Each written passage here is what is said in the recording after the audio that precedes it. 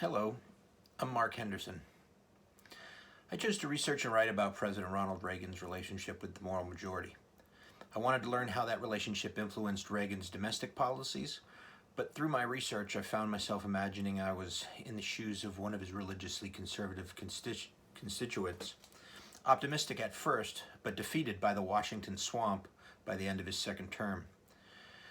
Coincidentally, the rise and fall of Dr. Jerry Falwell's moral majority spanned the Reagan era, 1979 to 1989.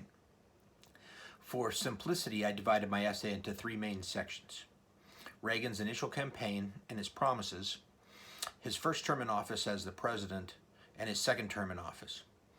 In the first section, I compare his campaign rhetoric and the principles of the moral majority. I show how their interests were aligned, most prominently on the idea of interfaith cooperation, which ran counter to popular evangelists such as the Bob Joneses, meaning Bob Jones Jr. and his son Bob Jones III, as well as Pat Robertson. The moral majority was excellent at fundraising. With their aligned interests, the Reagan-Bush campaign gained access to funds the Republican Party alone could not offer.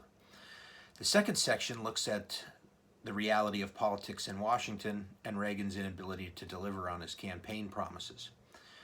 Reagan was unable to deliver tax-exempt status for universities that couldn't prove they were actively recruiting racial minorities, and legislature was stalled for anti-abortion and school prayer amendments.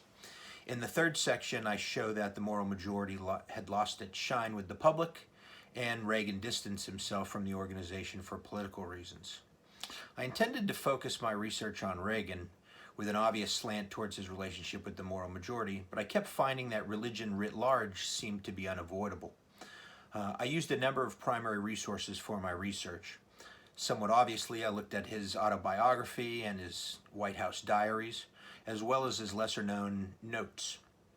But the heart of my analysis fell on a few of his speeches, which really demonstrate his relationship with and his support for his religiously conservative base.